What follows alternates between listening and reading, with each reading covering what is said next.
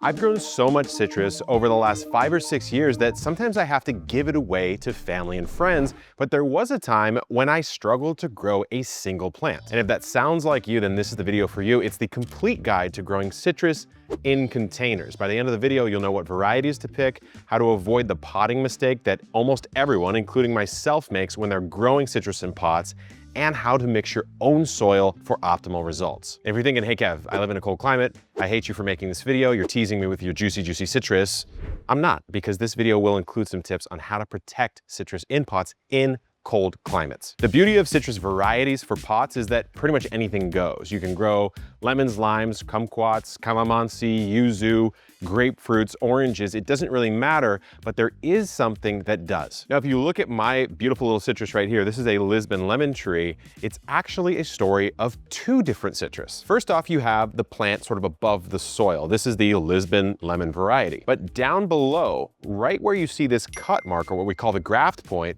there's something called a citrus rootstock. What growers will do is they'll take rootstock and graft on the actual citrus variety that you want to grow, whether it's a Meyer lemon or an orange or a lime, it doesn't really matter. Now, what the rootstock does is control some of the characteristics of how this plant is going to grow. And for us citrus container growers, the thing we really care about is the overall size of the tree. In that case, there are 3 different rootstocks that you can look out for. There's dwarf, semi-dwarf, and standard. And you might be thinking, you know, dwarf, I'm not gonna get that much fruit. It seems like it's gonna be too small. Remember, these are fruit trees we're talking about. A dwarf citrus is still 6+ feet tall. It's just that a standard one can sometimes be double that height.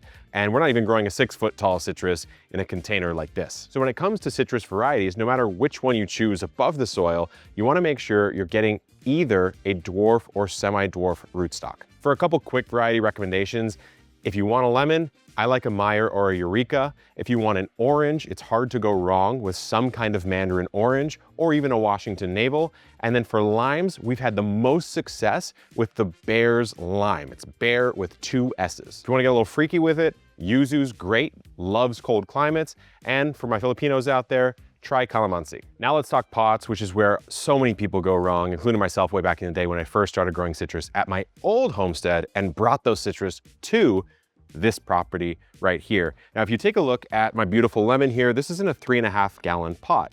And you might be tempted and excited to put it in a giant pot like this one down here. This is probably 20, maybe even 30 gallons. This is Jacques on our team's Mandarin. He's been pulling beautiful Mandarin off of this. You say, well, it's a container citrus, so I'm gonna put it in a huge pot because that's kind of its final home, right?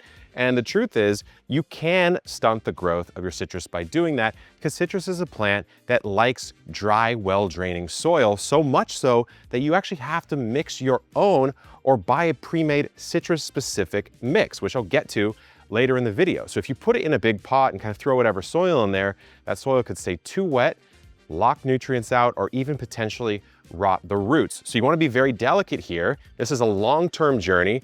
Pot it up to a pot not that much bigger. In this case, 3.5 gallon to 7 gallon, which in diameter is only a boost of about 1 or 2 inches or so. And material also matters with really any plant, but especially something like citrus, which you're gonna care for and reap so many harvests over the years. Container material really does matter. So if you take a look, this is your standard black plastic nursery pot. This is actually my top recommendation. Either black or a lighter plastic. Might not look aesthetic, but it keeps the water in, and you can always do the pot and pot method where you put it in a nicer pot. Now you can put it in something like a terracotta pot. Obviously Jacques had a really good result with his Mandarin here, but it will lose a little bit more water. So you might just have to manage that watering a little more closely, and you can size that pot up just a touch more because of course you're compensating for potential water loss. If you're a renter or if you don't have a lot of space or budget, a grow bag actually is a great option for citrus. I've done it a couple different times. It works really well. These are our Epic grow bags. They are lined on the inside, which means they hold a little bit more water, which is great. I would probably size up a little more than if I was using a black plastic. It sounds like a lot of details, but these things really matter when you're setting a fruit tree up in the first year or 2 of its life. This video is brought to you by our friends at Fox Farm, the official soil partner here at Epic Gardening. And right now, the one that's hitting hard for us is the raised bed mix. Why? Because we just built out the Epic metal raised beds here in the front yard. We topped off the soil. You remember from back in the day, you You got your logs in the bottom on these tall beds, you got some debris in there, and you put that high quality stuff right up at the top. And for us, that would be the Fox Farm raised bed mix. I think you can tell it's working pretty good right now here in the front yard. And then every time we do a harvest, of course, you're removing a lot of material, like all the sweet potato leaves, the sweet potatoes down below. You want to hit it with some kind of fertilizer. If you don't know what to do, you can go with the all-purpose fertilizer. If you do know what to do, they have all sorts of custom mixes for specific plants, citrus and avocado, tomato and vegetable. Better yet, they're in a ton of stores around the country. So if you walk into a nursery and you don't see it, ask them where the Fox Farm is. We love it here at Epic Gardening. You can check a link out in the description to find out more. And now, back to the video.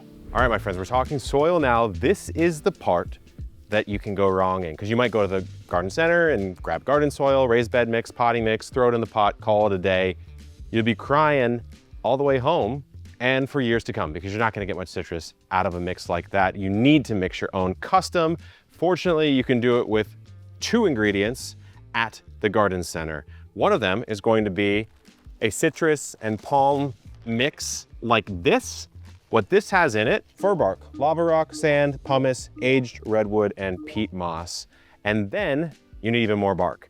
So you can use pine, you can use fir. In this case, this is western fir bark. It likes a lot of drainage, like I mentioned. So what you're gonna do is you're gonna crack open your fir bark. You're gonna do 1 scoop in, 2 scoops in. Now you're done with your fir bark. Bust open your citrus and palm mix.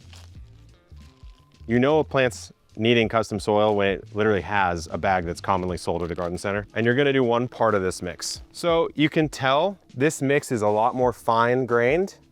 And yeah, there are some bark chunks in there, but nowhere near as much as pure bark, obviously. So this is gonna be a nice little texture boost. Dump that in. At the same time, I personally, there's not a lot of nutrition in that mix. Notice there's no compost in there, right?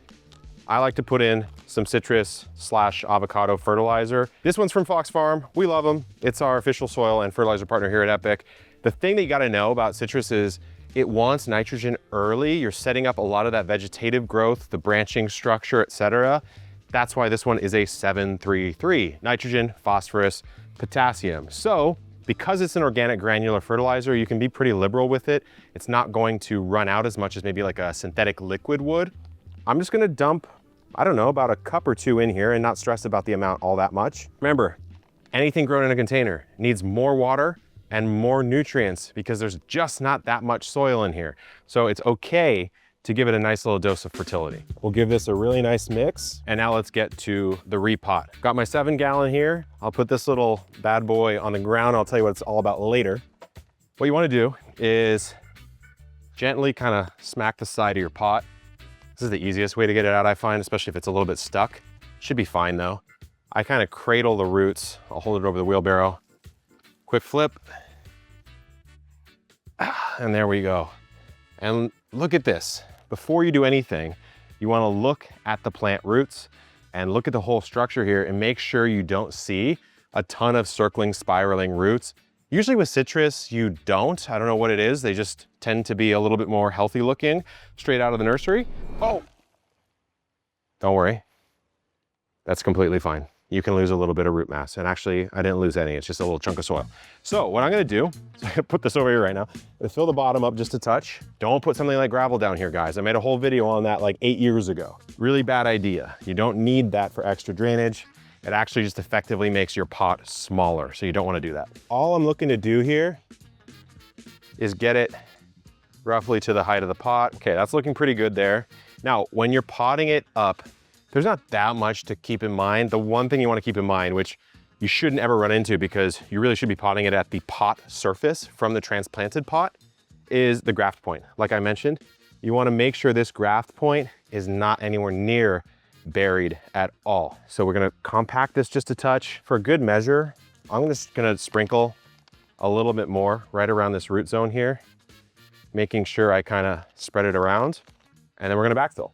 After you pot in like this, especially when you're taking a smaller plant into a bigger, a couple taps here really helps to level it out, and then you can push that stake down a little bit too to kind of make sure it's nice and secure there, going straight up. If it sinks a bit, just toss a little bit more medium in, and we've potted it up successfully at this point. Of course, give it a nice healthy water. If your hose has been out in the sun, run it a second. You don't want to burn those roots off. So give it a nice little soak. I like, because it's so well draining, I don't like to blast the water in there. I kind of want to just do a light shower and have some patience. Just enjoy the fact that I'm about to have citrus in like a year. Still takes time. But the beauty is, this pot up, which was pretty modest, will last you at least a year. At least, if not longer. Really depends on your climate, how well you're growing the citrus. But what you can do is, when you do another pot up, if it's been over a year, sometimes it's good to do a nice soil refresh and just put a lot more fertility in there, because again, it's a fruit tree that's growing in a little pot. You're gonna wanna water it a good amount. I would say if it's dry to 2 inches, get water on it ASAP. Even better if you can put a little irrigation ring on it. That would be a killer move that would save you a lot of time.